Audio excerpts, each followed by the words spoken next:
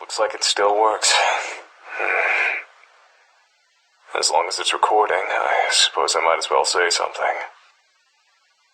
How long has it been since I last used this thing? It's been at least 2 decades. Almost 3. Those were better times. I was so young back then. My future seemed so bright. I remember following my dreams. I remember a promising career. I remember being happy. If I could turn back time, what would I do differently? I know exactly what I should have done. I shouldn't have gotten involved with that case, with that girl. Pursuing her was the right thing to do. But if I hadn't involved myself with her, I'd still have a career. When did it begin? I think it was April of 1989. The peak of my career as an investigative journalist. That's when I heard about a murder at the local high school. The police had no leads. I decided to investigate it myself. I tried to be a hero. And that was the worst mistake of my life.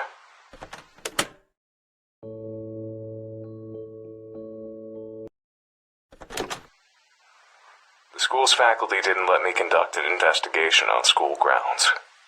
They were highly concerned with maintaining their prestigious reputation. They didn't want any police or journalists snooping around and ruining the school's image any more than the murder already had. Or maybe they just had something to hide and didn't want the authorities to find out. To this day, I still don't know how the school managed to convince the police that any crime that takes place on school grounds can only be investigated for 6 hours maximum. I heard a rumor that the school's headmaster bribes the police department to expedite their investigations as much as possible. There were a lot of unsavory rumors about the school's headmaster, but none have been proven to be true.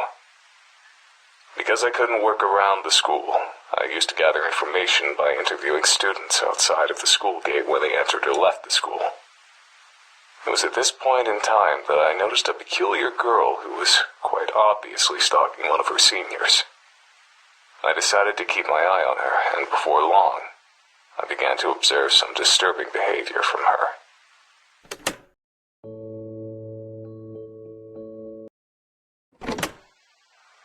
From the school gate, I witnessed the girl do more than just stalk an upperclassman. She stalked any girl who spoke to him.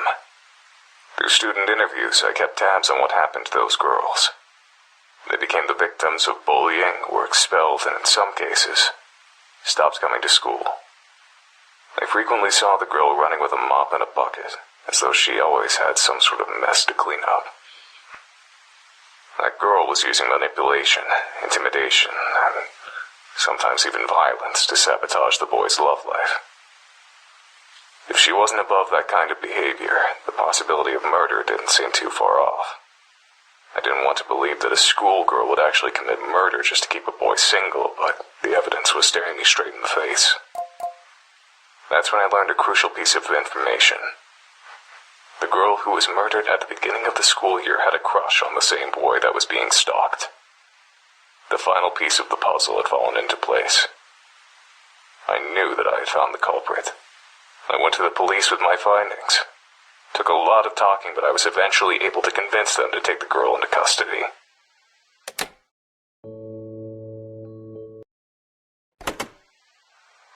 The idea of a murderous schoolgirl was scandalous enough to attract lots of attention. Word of her arrest quickly spread across the entire nation. The trial turned into a media circus. I became a celebrity practically overnight. I didn't want to be a public figure, but I did want my investigative skill to be recognized. I hoped that all the attention would boost my career. As it turns out, I was dead wrong. That manipulative little schoolgirl put on the best act I've ever seen. She cried non-stop, feigned ignorance at every opportunity, and had an excuse for every accusation leveled at her. The court fell in love with her, the media fell in love with her, the entire damn nation fell in love with her. She called me a dirty pervert who enjoyed leering at schoolgirls. She called me a fame-seeking yellow journalist. She claimed that I only accused her of murder for sensational headlines. The court bought every word of it. The day the judge declared her innocent, the entire country celebrated like it was a damn holiday.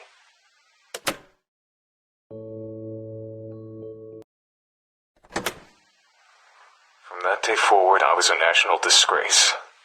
I was known across the country as a lecherous journalist who stalked schoolgirls and tried to throw a girl in prison to boost his own career. I saw disgust in the eyes of every person who looked at me. My house and my car were vandalized every day for weeks.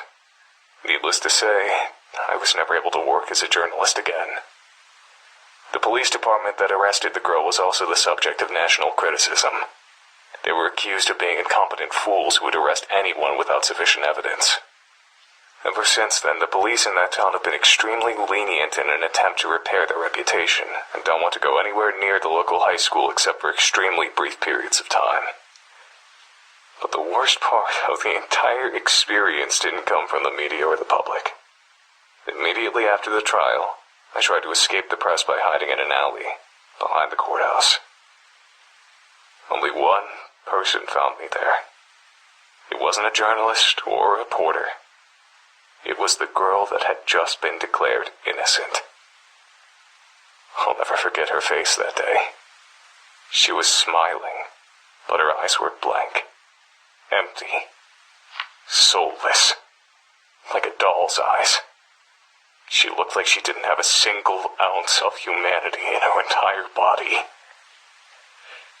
With that smiling face, she said to me, "It would be very easy to make your death look like a suicide.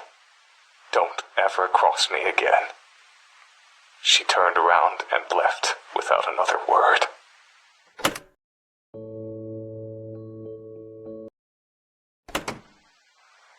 My life was a living hell for about a year, while the trial was still fresh in people's minds.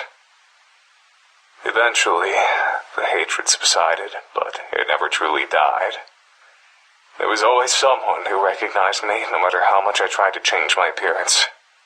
Finding employment was nearly impossible. I drifted between part-time jobs and spent my free time drinking to ease the pain of becoming the national punching bag. It was around this point in time that I met my future wife. I still don't understand what she saw in me. I was an absolute wreck, not to mention the laughingstock of the entire country. But as soon as we met, she wanted to spend every waking moment with me. She wouldn't let me out of her sight and got possessive if another woman so much as looked at me. I quickly came to depend on her for everything. It wasn't long before I couldn't live without her. I certainly wasn't in any state to take care of myself. I was like an adult-sized baby, helpless and vulnerable. Who knows? Maybe that's what she was attracted to. Maybe she just wanted to experience the sensation of owning a person. Maybe she wanted to keep a human pet. Maybe all she wanted was someone who she could emotionally depend on. Even after all these years, I don't understand why anyone would waste their time with a man like me. But none of that mattered. Despite all my flaws, she accepted me. And that's all I needed. We got married about 6 months after meeting each other.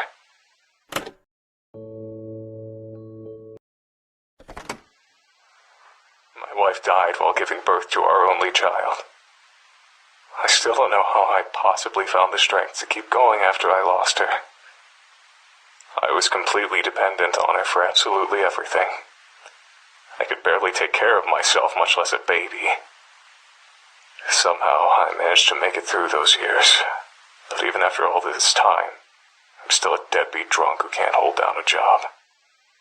It was very difficult to love my own infant daughter, knowing that my wife was dead because of her.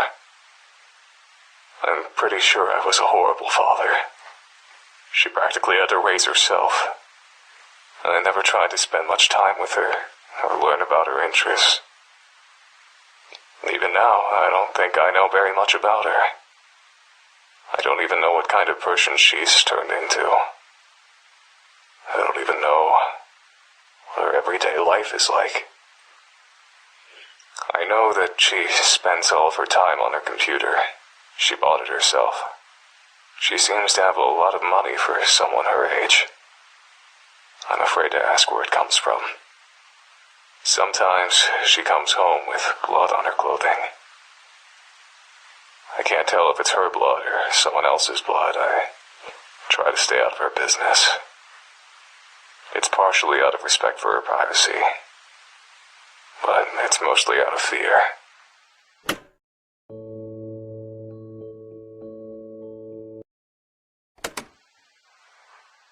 I've never told anyone about any of this. Never saw a shrink, never had any friends to confide in. I thought that it would be therapeutic to record my feelings, even if I'm only talking to an obsolete machine. But this hasn't calmed me down at all. The only thing to come out of this experience is that all of the anger and hate I've kept buried for the past 2 decades has risen back to the surface. I don't think I can go back to the way things were before. I don't think I can go back to wasting my time with crappy part-time jobs, drinking, and sitting on a couch feeling miserable. I don't want this to be my life. But I can't let myself die just yet either. Not until I see justice served. That girl from 1989. She's a grown woman by now, but she's never been punished for the sins of her youth. I can't go on living in a world where a monster like her walks around in public. I'm the only one who knows the truth about her, so I'm the only one who can bring her to justice. I still know how to track a person down. I still know how to learn a person's secrets.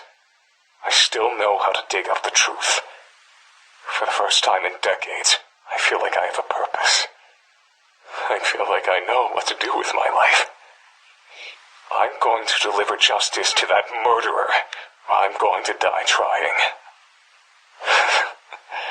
This old antique was good for something after all.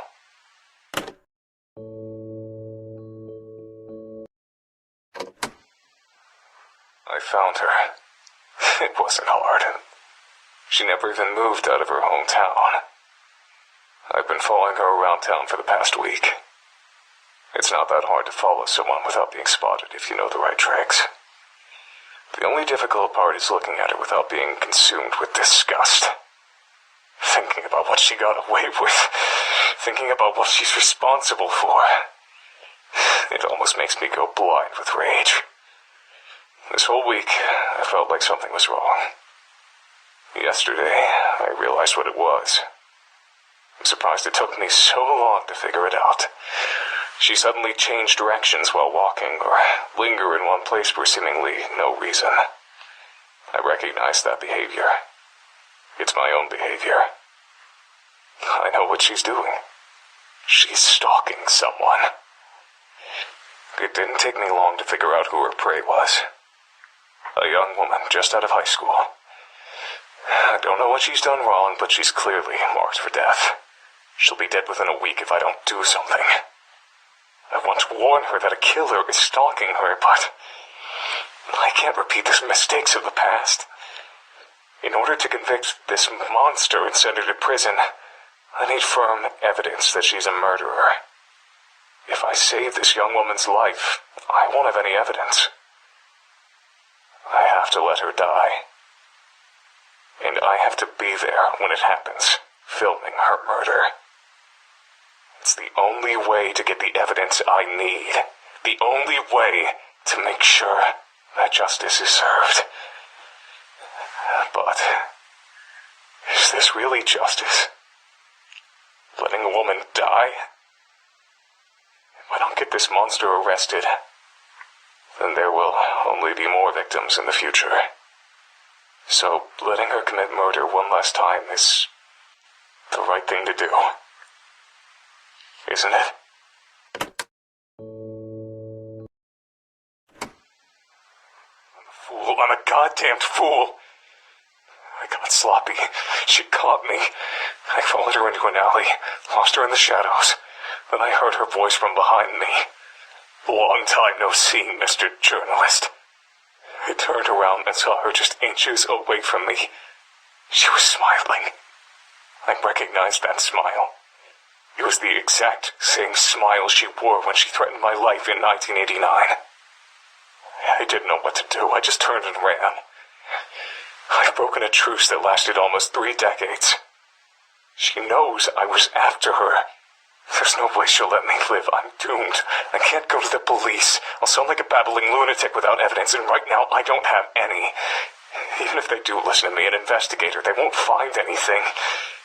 My only option is to leave town. No. Oh no, it's worse than that. I have to leave Japan altogether. I searched for you, but I couldn't find you. I can't wait for you to come home. I have to leave immediately. I'm going to gather all of the recordings I've made so far and put them where I know you'll find them. That way, at least you'll know why your father disappeared so suddenly. I only hope that she doesn't try to get revenge on me by harming you. I don't know when I'll be back. I don't know if I'll be back. I don't know if she's willing to cross oceans to hunt her prey. If she is, I'll try to lure her into a trap, try to expose her true nature in front of the police. It's my only hope. I know you can take care of yourself. If I had more time, there's so many things I'd say to you, but I can't. Not now. Stay safe. I love you.